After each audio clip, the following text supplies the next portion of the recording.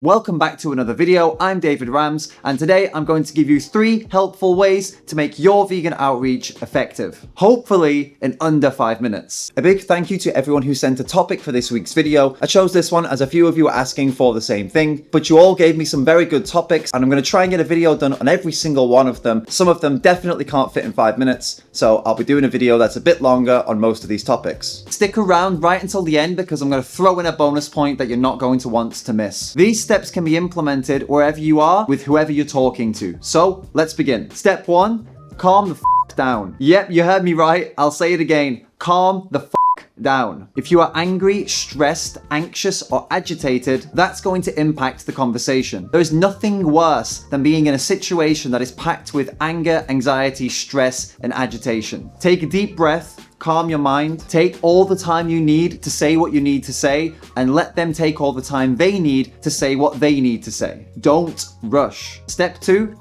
ask questions. Try questions like, why aren't you a vegan yet, you f***ing murderer? Alright, I'm joking. Don't do that. But do ask some honest, open, and direct questions. Aim to start your questions with what, where, when, or how. Some good examples of questions would be things like, what do you know about veganism? What do you have against veganism? How do you feel about animal abuse? What's stopping you from going vegan and rejecting animal abuse? Actively listen to their answers. Now listen to me very carefully. It's really important to hear them out and take them seriously. If someone feels like they're being heard, they're far more likely to listen to you. So listen and try to fully understand what they're saying. These types of questions and this kind of conversation can open things up and can give you an opportunity to correct any misunderstandings and share the knowledge that you have. Step 3, hold them accountable. Because yeah, you guys say that you're against animal abuse, but when you're buying meat, dairy, eggs, you're actively supporting animal abuse and you're pro-animal cruelty. This is tough, but it is such a necessary point. We all want to be friendly, we want to be liked, but we also want to help the animals, and sometimes we can't have it all. We need to make it crystal clear that if someone is contributing to animal agriculture, they are contributing to animal abuse. No surprises here, it's not going to make you the most liked person in the room. I hate them!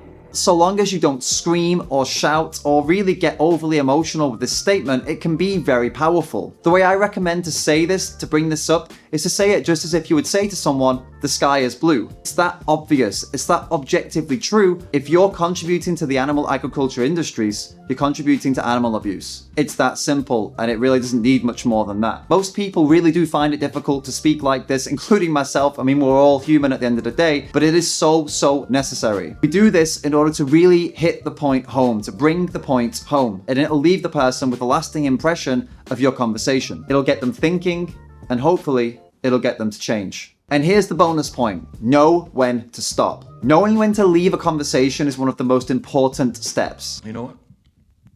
I'm not leaving. I'm not leaving. I'm not fucking leaving! I can hear some of you shouting now. But if we walk away, we lose. If we walk away and we're not defending the animals, we failed them. Walking away from a non-productive or even counterproductive conversation is absolutely necessary. Fight back! You coward, fight back!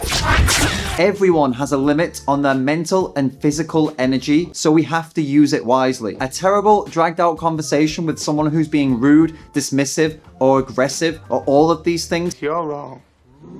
Mom was right. it's just going to suck up all of your energy, waste all of your energy, and leave you feeling bad about future conversations or even anxious about future conversations because this conversation will stick with you for so long. I've done this myself. I've ended up prejudging people out of like anxiety and fear from a really bad conversation that I'd had earlier that I just should have walked away from. If you find yourself in one of these unproductive conversations, you can either confront the person with something like, hey, do you actually want to have this conversation or do you just want to argue with me? Or you can end the conversation and walk away with a statement like, this clearly isn't going anywhere. I don't feel like you're taking me seriously, so I'm going to end the conversation now. Thank you and have a nice day. This feels confrontational, I know, but it's far less confrontational than the confrontational argument that you were probably going to get into as this person was being so stubborn. Did I miss a step that you think is really important? Let me know in the comments right now. I chose this video here for you because I think you really like it, and YouTube chose this one for you because YouTube thinks you're going to like that one. Do be sure to click one of those before you leave. Thanks so much for watching, and I'll see you in the next video.